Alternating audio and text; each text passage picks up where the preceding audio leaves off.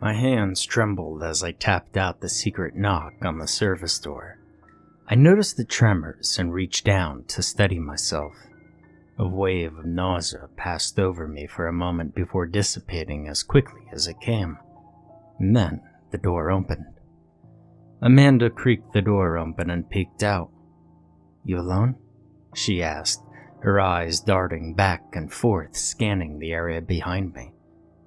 "Well, I wouldn't have knocked if I wasn't," I replied. "Now can I please come inside? It's been a long day."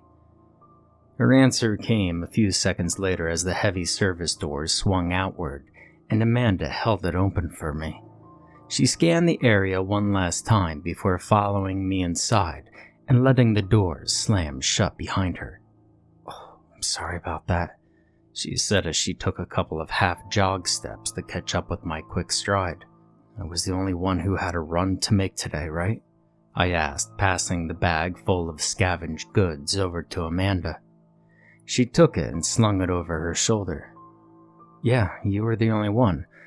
But those things out there are getting smarter. Our eyes on the roof say they've been acting differently out in the streets, that the attacks almost look coordinated." I stopped and looked Amanda dead in the eyes. She met my gaze without blinking. "Are you being serious right now?" I asked her. "Deadly." We held our eye contact for a moment more as the implications of that thought sank in. And then, without a word, I turned and began making my way toward the stairs. It was a long, miserable climb up to the 7th floor where my room was, and it took me twice as long because I had to stop and double over every couple of flights due to the nausea. Thankfully, I didn't bump into anyone on my way up. The door to my room swung slowly shut, and I flipped the extra security lock over it before stumbling into the bathroom. I switched on the camping lantern on the counter and lifted up my shirt for confirmation of what I already knew.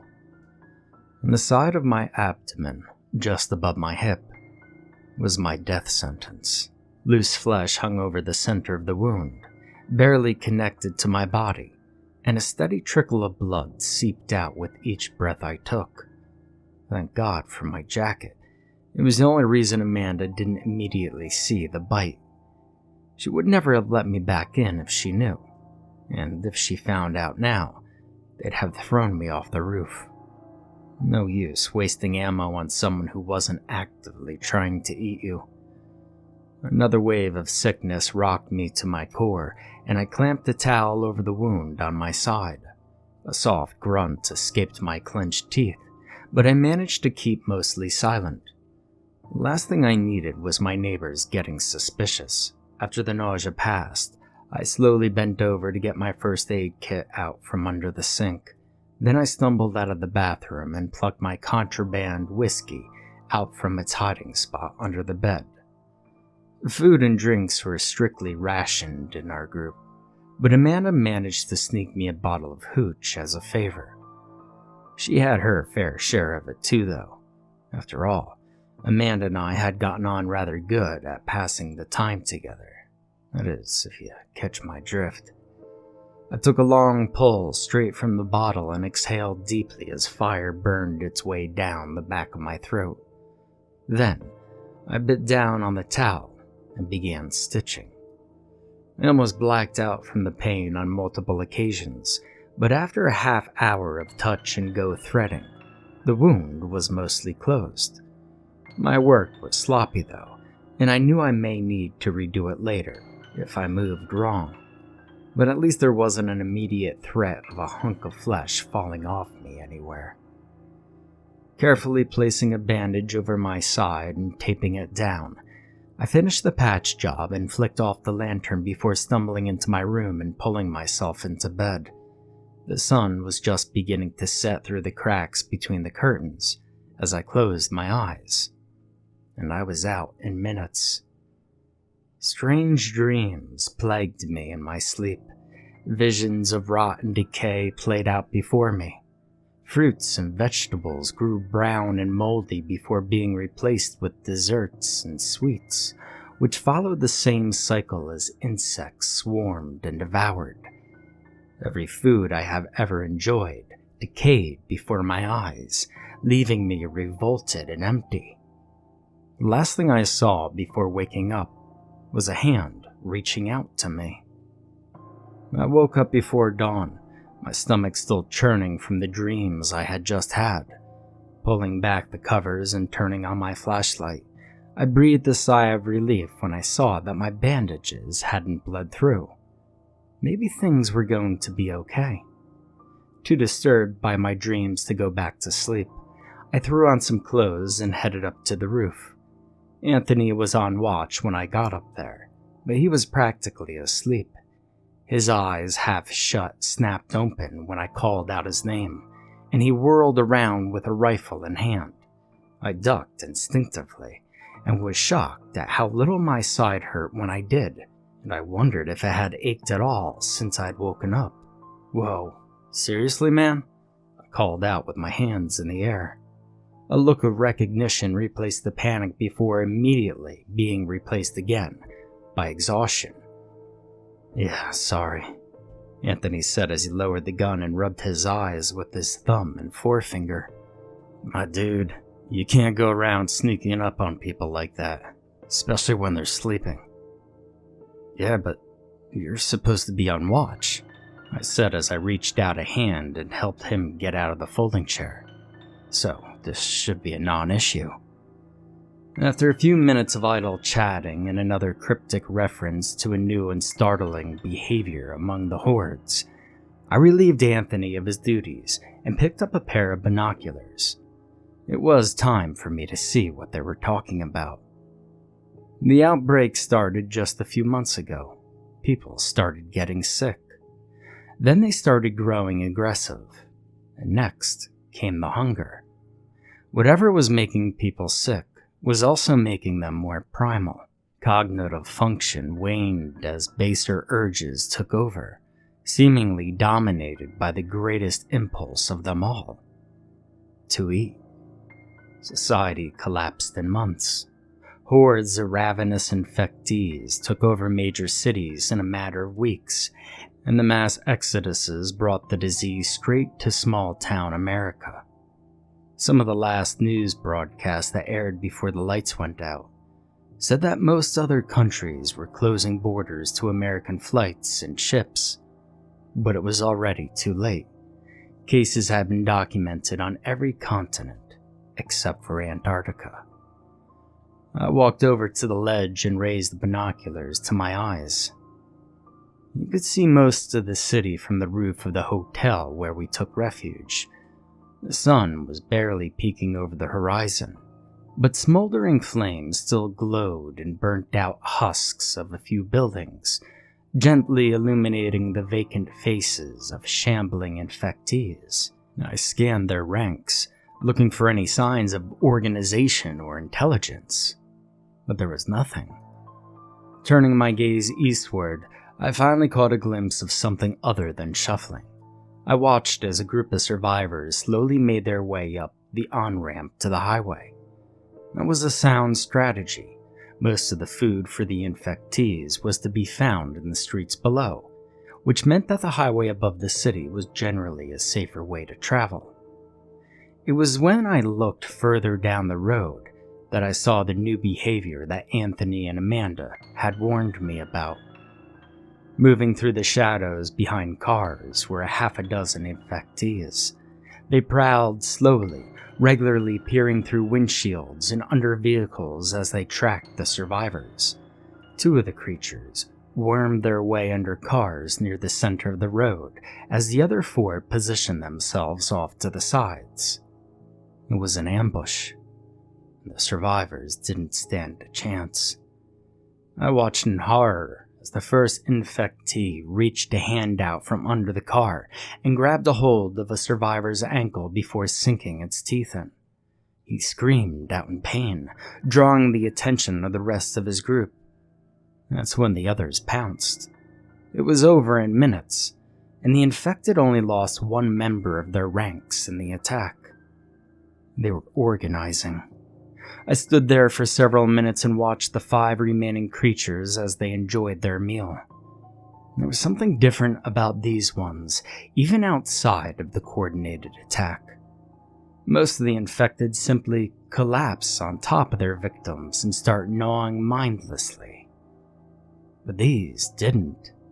They tore off chunks of flesh and raised them to their mouths to eat, even grazing at the area around them while they chewed.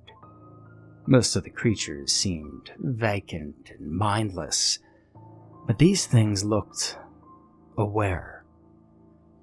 I was pulled out of my observation by Shaniel, who had the shift after Anthony. I explained to her that I took the last bit of his shift, then walked across the roof to head inside. The sun had risen while I watched the attack, which meant that breakfast would be served soon. I didn't think I'd have much of an appetite after what I had just witnessed, but it would at least give me a chance to touch base with Amanda. We needed to talk at length about this new development. I arrived in the lobby to find a meeting in progress. Apparently, I wasn't the only one who thought the disease's new evolution was worth discussing. Amanda had saved me a seat next to her and offered me an apple when I sat down. I thanked her but declined, my mind going back to the dream I had had the night before. Definitely no appetite for fruit after that. The meeting dragged on for the greater part of the morning as the leaders of our group debated heatedly over our options.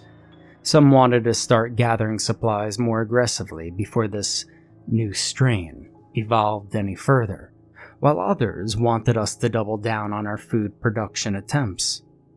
I'm normally not one for picking sides, but I'd seen our pitiful attempts at a garden on the roof that morning, and I knew that the only options were to scavenge more or get out of the city. At least there was a better chance of growing crops out in the country. My stomach growled loudly in the middle of the meeting, and Amanda offered me the apple once more. I relented and took it from her, forcing myself to slowly choke it down over the course of several minutes. It tasted like ash in my mouth. After the meeting finally ended, Amanda asked if I wanted to go back to her room, but I told her I couldn't yet. I wanted to pick up an extra shift on the roof to watch the movement patterns of the new strain. She pressed a little more, clearly wanting to clear her mind of everything we had just talked about. I finally managed to get her to relent when I told her that we could meet up that night. I made a quick pit stop in my room before heading up to the roof. I wanted to check my bandages again. I had felt fine all morning. Part of me wondered if I had imagined the bite, but then flashes of the memory welled up and reminded me that it had in fact happened. Shocked to find that my bandages still hadn't bled through, I gingerly placed a hand on my side. My touch was met not with outright pain, but with a dull ache. Curious, I bent over the same way I had that morning when Anthony pulled the gun on me, and found that even that barely registered as discomfort. I knew the bite was a death sentence, but it usually took days, and there are plenty of nasty symptoms that had to show up before it did me in.